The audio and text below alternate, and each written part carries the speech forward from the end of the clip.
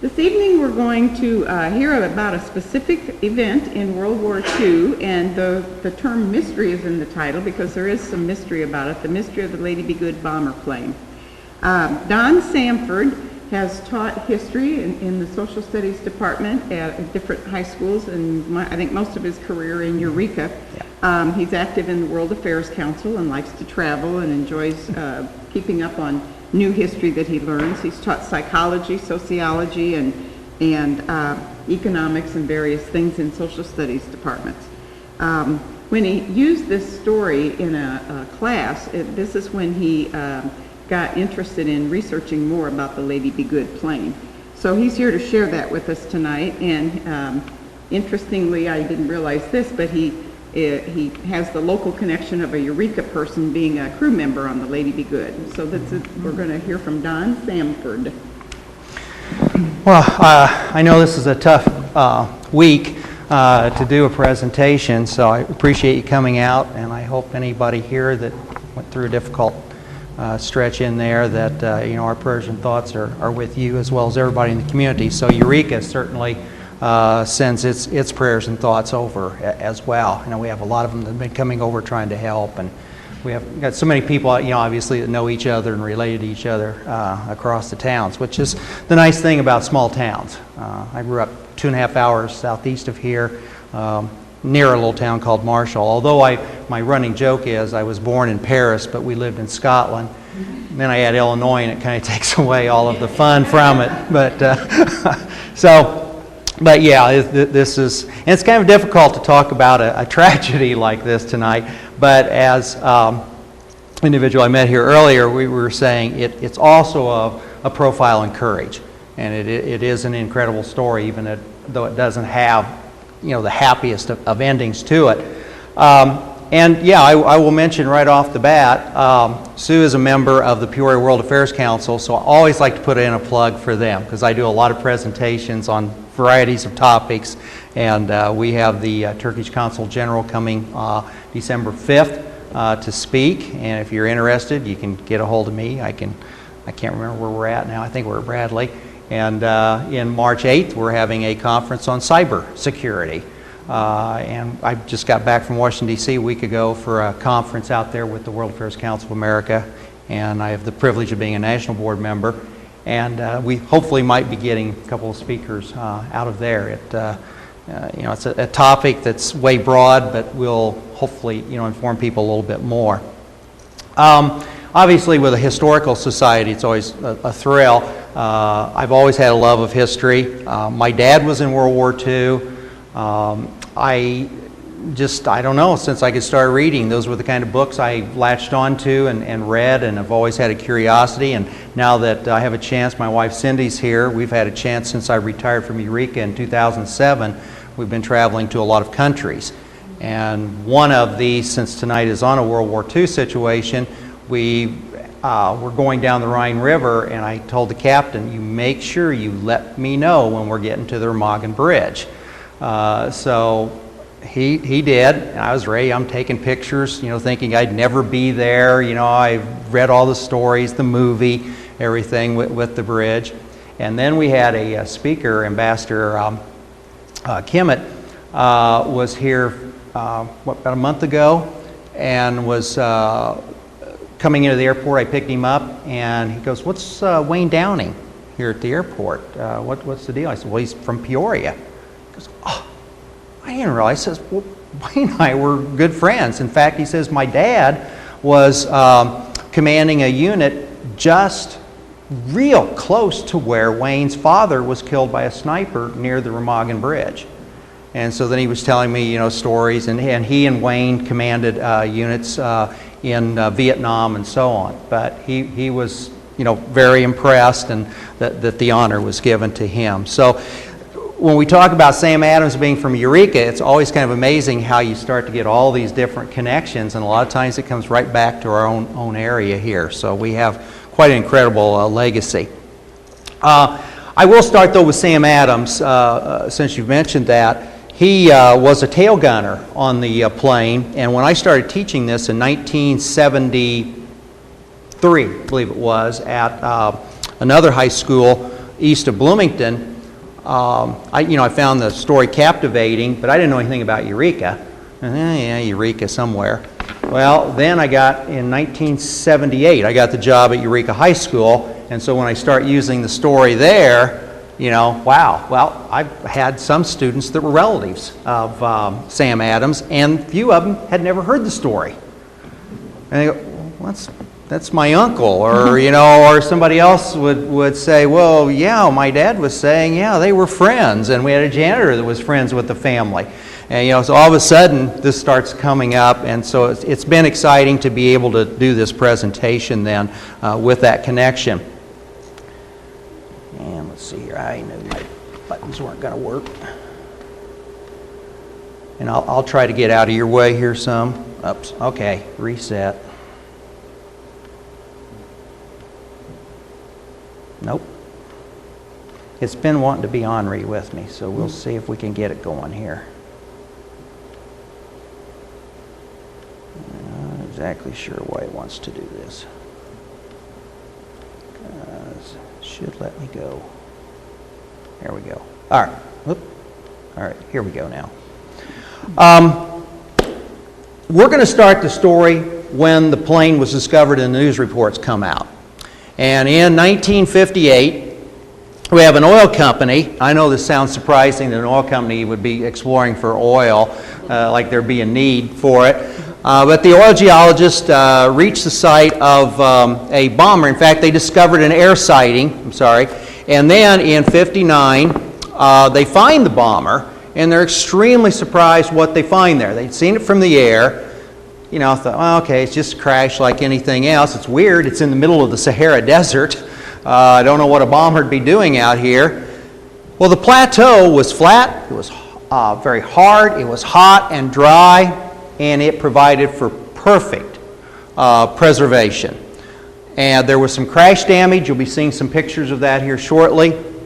But beyond that, the plane was relatively intact. They'll eventually find out that it's from 1943. The coffee will be tested later. I'm going to jump ahead a little bit here so I make sure I keep moving on my time here. But the coffee was tested later, found still drinkable. The hydraulic fluid was still good in it. There were cigarettes still in ashtrays. Flight clothing was hanging from hangers. It was like a ghost ship. So that was one of the things that begins kind of the mystery and the eeriness that so many people became captivated by. And quite frankly, still today, there's still quite a bit of interest in the plane. But they took a few items, left, and this will give you an idea. Benghazi is over here, and we've got, I know I can't read this very well, but the crash site is about 400 miles from the coast inland.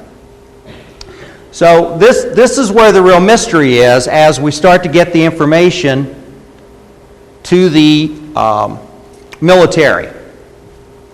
This was the very first pictures that were taken of the Lady Be Good when she was found. She does not look like that today because she's been picked up. She was scavenged, ravaged. Eventually, when we end up leaving Libya, Gaddafi decided to have her transported, and you'll see pictures at the end of the presentation here.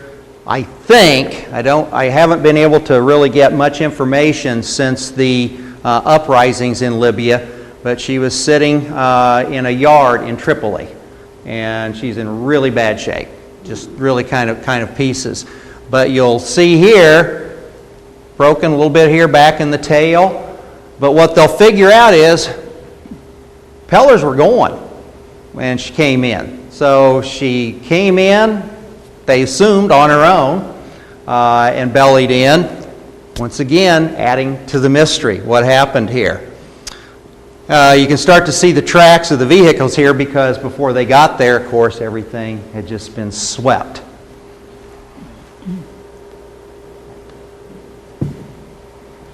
And that aerial view is kind of difficult to see. Here's a little bit better aerial view. Move over to the side here. She's broke back here, a little bit, bent around, but everything's pretty well intact back here and intact here. So a few broken windows and so on, and propellers bent.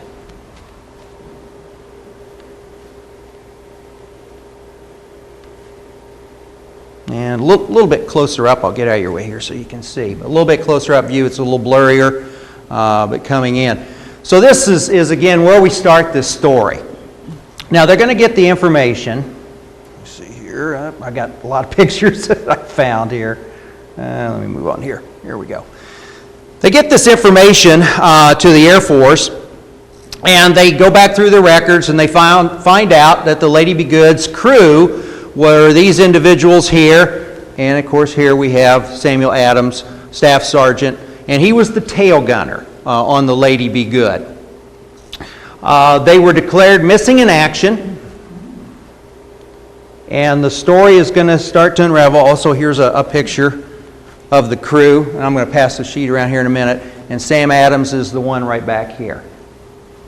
And Cindy, if you'll pass that around to everyone.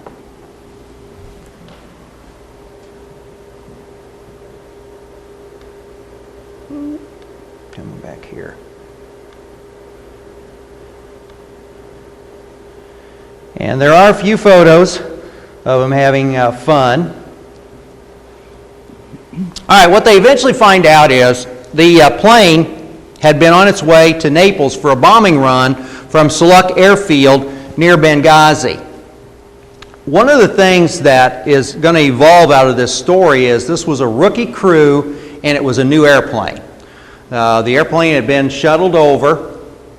The crew that was assigned to the Lady Be Good was actually, I think, still on Malta, and the weather had socked them in. So this crew all of a sudden was thrown into this airplane, and also before they'd had the normal training that you would go through. I can't remember exactly. I think it was like 22 airplanes that left on this mission. If they would have been just, seasoned a little bit more, this story might have turned out different. But these are the circumstances that happen sometimes. And any of you that have been, I have not been in the military, but I've read so much, but any of you that have, you know that if circumstances are thrown, we had, the Battle of the Bulge, you were throwing green troops in all of a sudden that didn't have the training, and some of them lost their life if they just could have had a chance to have a little bit more training there before they're thrown into the meat grinder. So this is a crew that's not experienced combat yet, and it might explain some of the confusion that they went through. But you said they were lost going to Italy. I'm sorry, they were lost coming back. Oh, they did get but they were going to Naples. We'll eventually find out what happened. The thing that was known in 1943 is that she was reported missing on April 4th. And they conducted a search over the Mediterranean Sea and along the coastline to find her.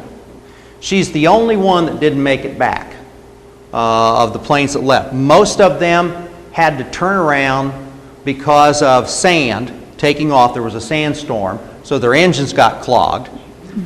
Others developed more trouble, landed at alternate airfields. In the end, the Lady Be Good became the lead plane in a group of 4.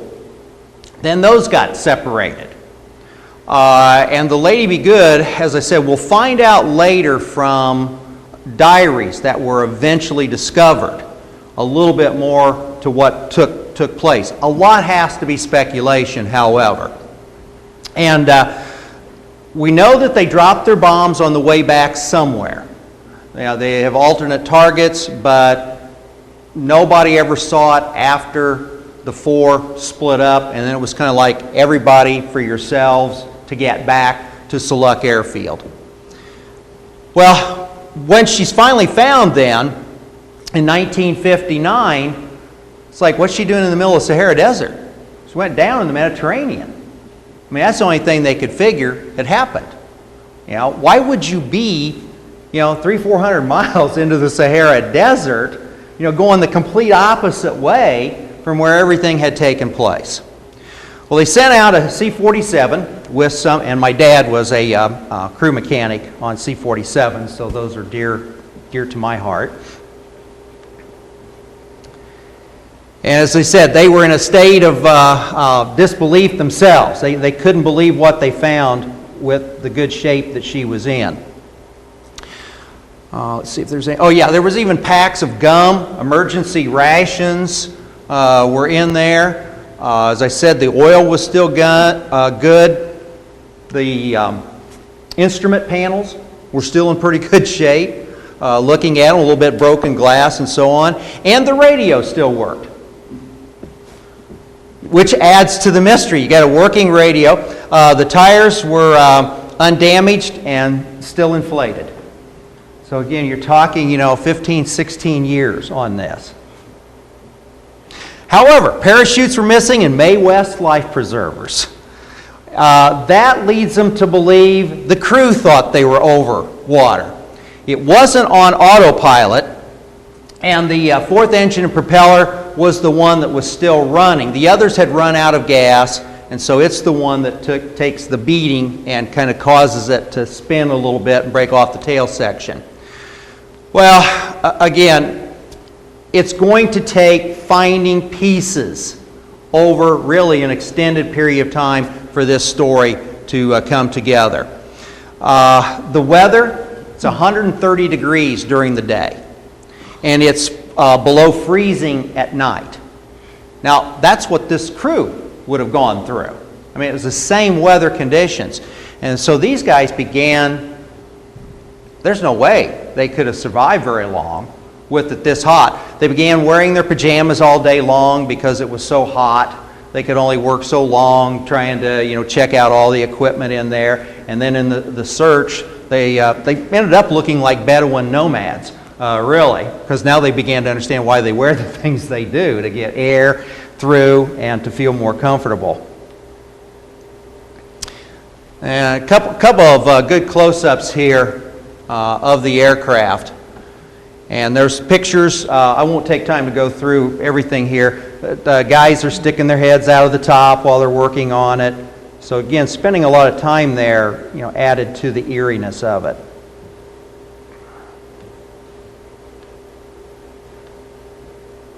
I do have a picture of the tail section coming up here. There we go. So that's where Sam Adams would have operated out of as the tail gunner.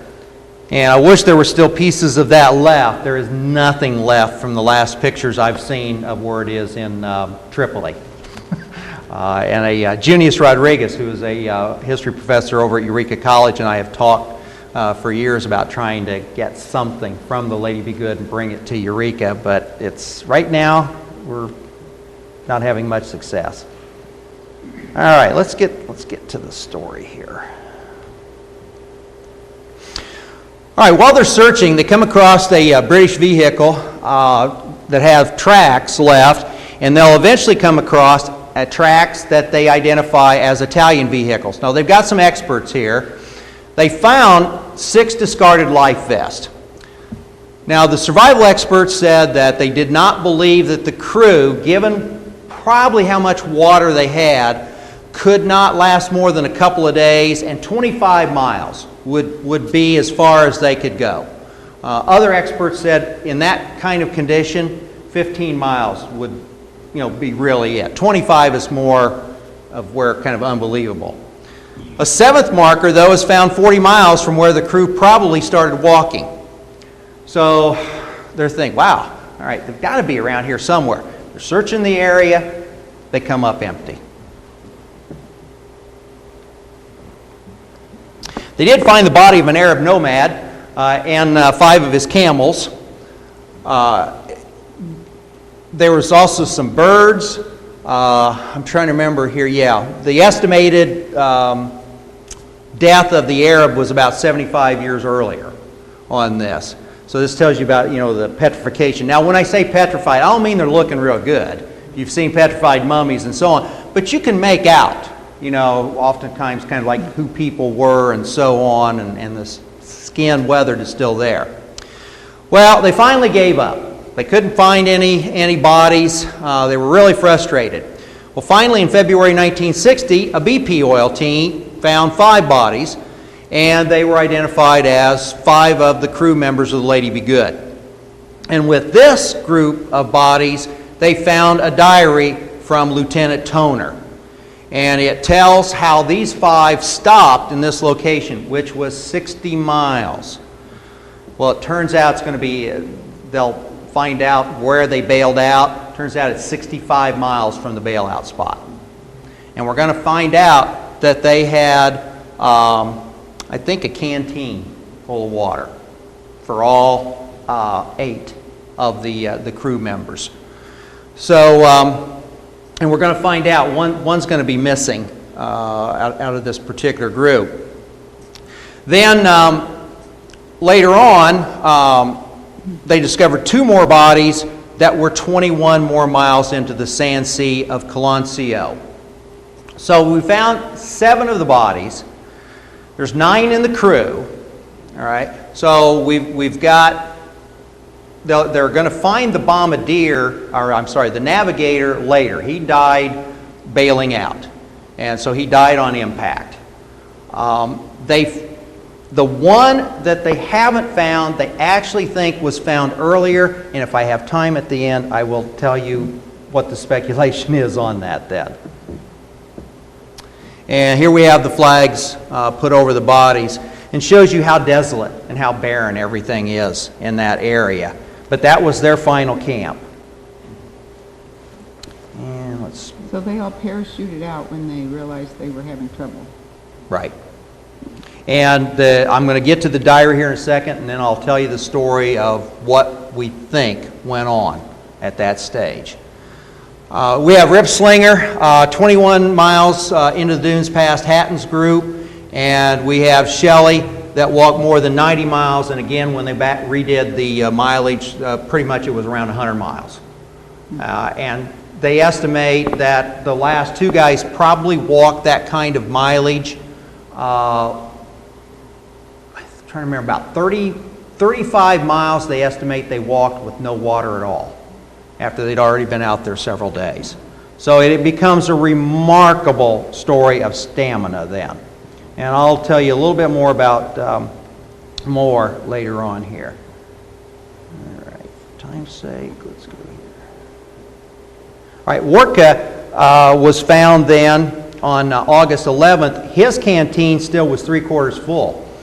And so everybody had come to admire how far these guys had come just on sheer determination, wanting to survive. And they said, what could they have done with 3/4 canteen of water? As a side note, their maps didn't show it, but there was an oasis 130 miles from the plane. Now, they had an escape map, so it didn't show any of that. But if they, it wouldn't have mattered. But it's tragic because the experts keep thinking these guys could have made 130 miles. If they knew there was water at this site, they could have made it. So it's one of those wishful thinking type of things then. All right, now we're going to get into exactly what happened. And I've already covered a lot of this here. They had 2 sections, 12 and 13. Yeah, I mentioned the heavy sand. Hatton had become the lead crew ultimately, and they turned for home around 9 p.m., and it was darkness now. So all of them, though, do make it back, except for the lady. Here's a picture of these sandstorms, just unbelievable. And if you were there at the base, you've gone through it. I've heard it'll even take some of the skin off. Is that true? Yeah, that it can get really going. All right, so here is the route that they speculate on. And of course, Benghazi, tragically for us, has been in the news here recently. But it was one of our, Benina was one of our major airfields in that particular area. And Saluk Airfield was actually the one that they had taken off of. So they were headed up. This is partly speculation. It's the after-action reports from the other ones. And so they pretty much believe that probably the Lady Be Good coming back did this particular trajectory because here's the bailout point and here's where the plane went down. Because some of the, again, they're trying to figure out how could you fly directly over the airfield? Well, at midnight, a pilot does hear the lady's engines flying overhead. He reports it, but it doesn't get reported on. And a little later, lady radios for a bearing, and she's told, well, you're heading straight at 330. This became what was called reading off the back of the loop. Well, she was on a heading for Saluk Airfield. Unfortunately, she was on a 150, which was outbound. She'd already flown over the airfield. But the airfield was on blackout for German bombers, so they only light it up when you're calling to land. Flew right over the airfield. And then these are little pieces I only picked up a few years ago. I had not known that, in fact, one of the pilots had heard the plane go over and had reported it. By 2 a.m., she was 400 miles, running out of fuel, and the crew, also in the darkness, thought they were still over the Mediterranean Sea. You know, they were pretty well disoriented. If they would, and this we'll never know, the radio was working. By the time maybe they thought of a mistake had been made, they were out of radio contact distance. But if they could have turned it on quick enough, they could have gotten back, probably figured out the mistake and returned. But we don't know if they were confused. You know, why did they not make another radio call, you know, shortly after when they were told they were inbound? This is, again, one of the mysteries that, you know, we'll never have an answer to that.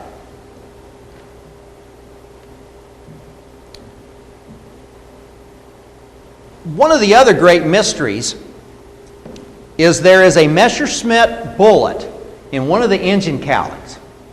This is not mentioned in any of the diaries that are found. Toner's is the main one, and that's the one we're going to talk about tonight. But Warka also had a diary.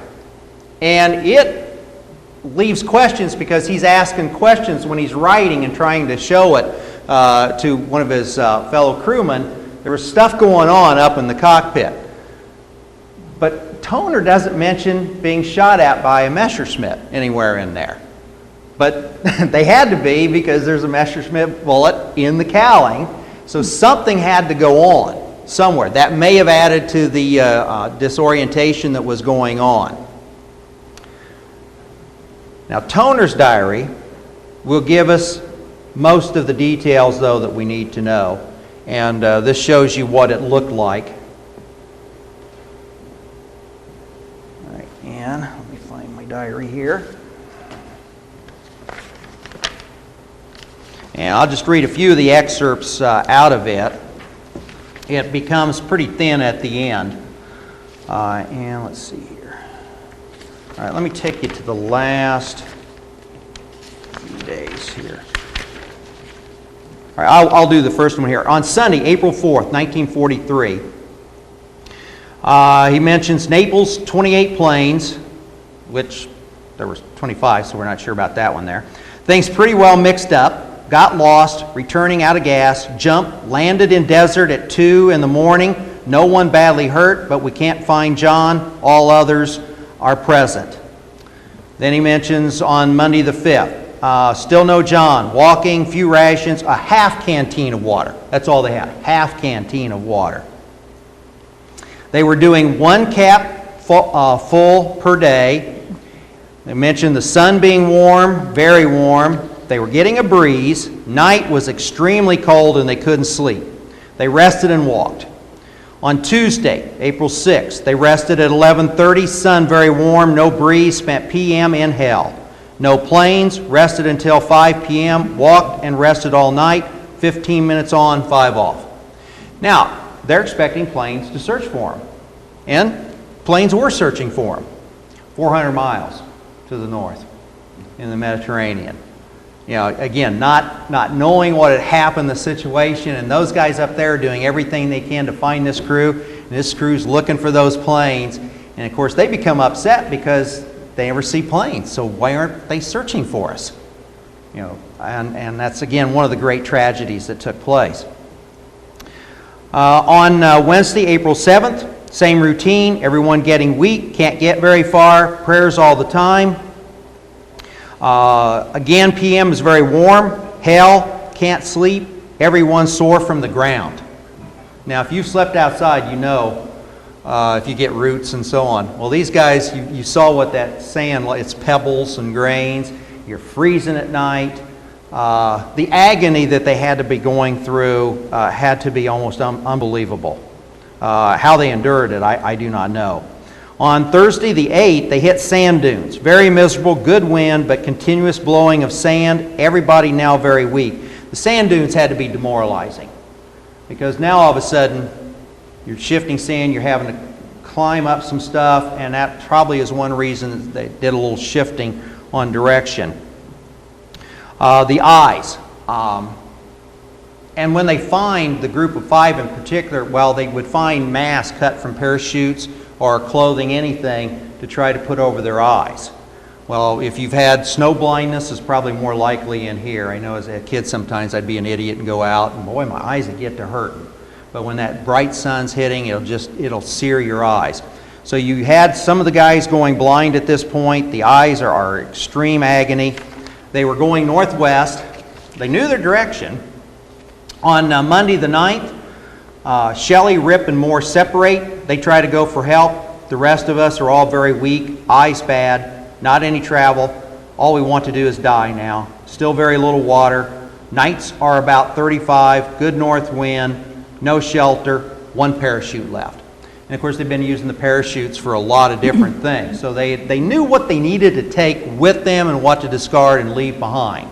The Mae West life vest, they did take some of those initially, and they would cut those up, and there were markers that were left on the trail for anybody that might be searching for them. They'd know the direction they went. And so here, where wind would lightly blow, they still were able, 16 years later, to find these markers out there with the direction.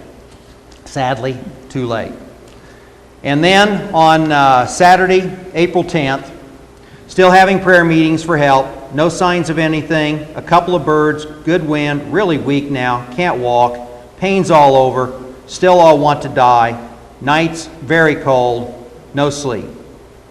Then Sunday the 11th, still waiting for help, still praying, eyes bad, lost all our weight, aching all over, could make it if we had water.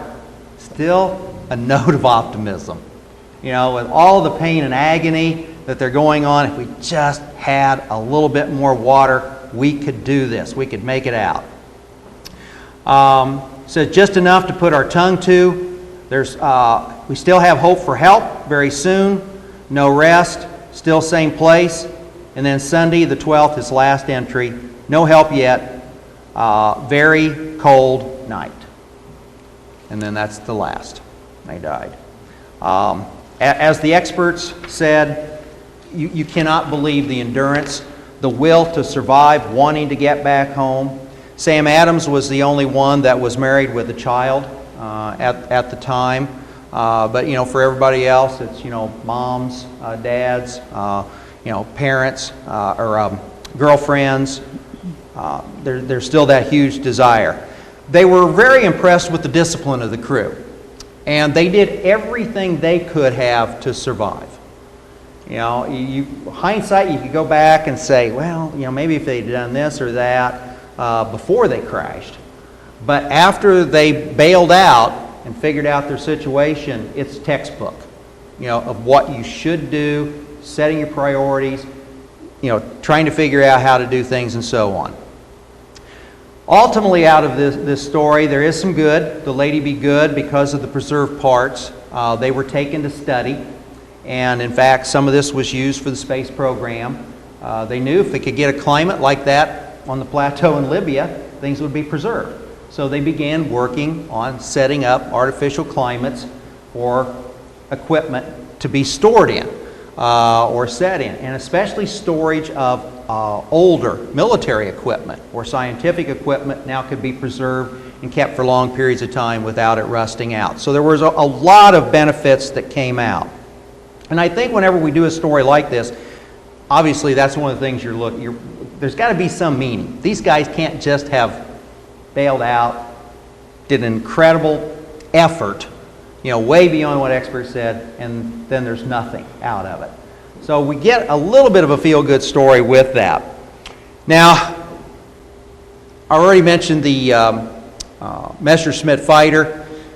They also say it would have had to have been a head-on attack, and I'm not the expert, but according to the military experts, so they surely knew it was coming in, even though it was dark. But then again, some experts said, well, maybe not.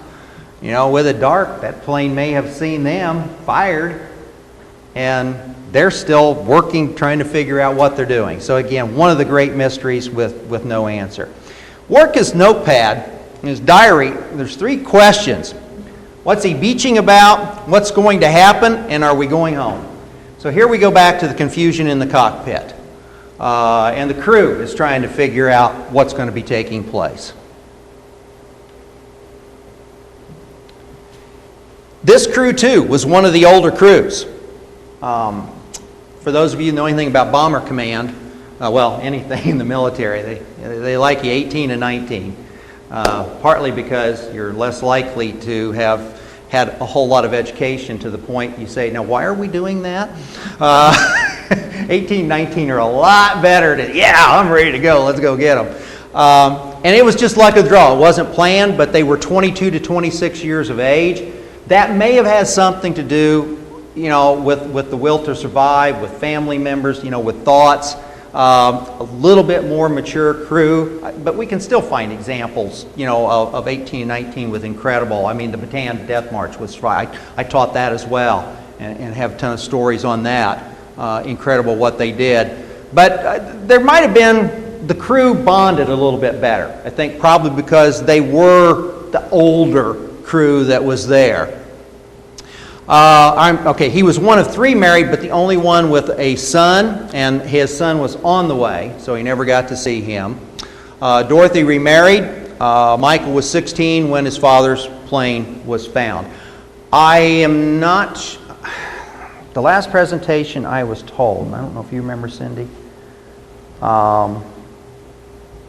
I think she's passed away, and Michael, I do not remember. I know I was told at one time where he was, and now with senility, I don't remember at this point. So what happened to the Lady Be Good herself?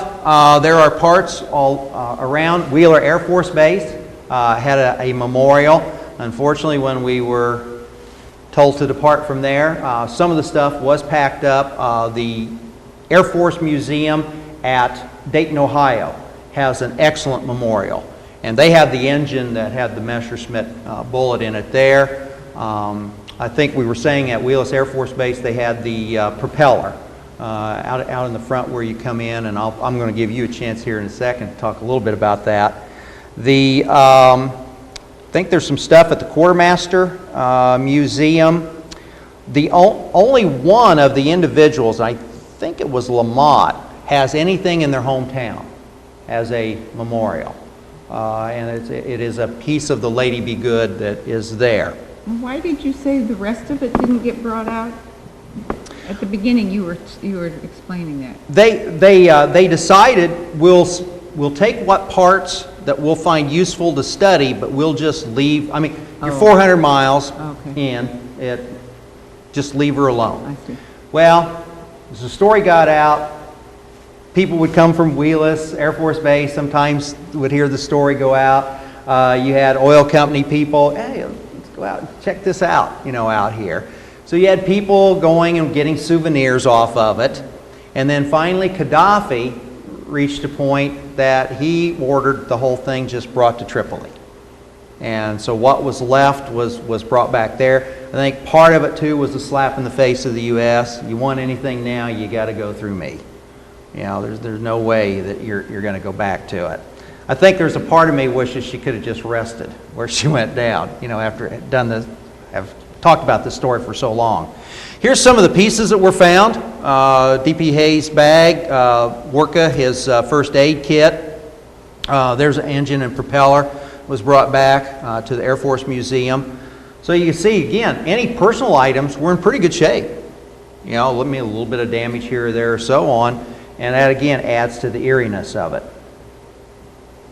And finishing up here.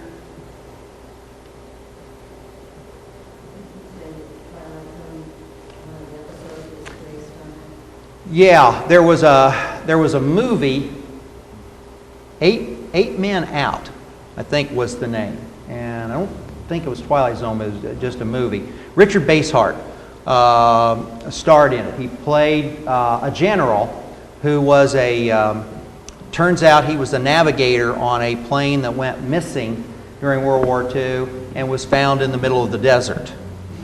Well, the writers based the story off of this, The Lady Be Good.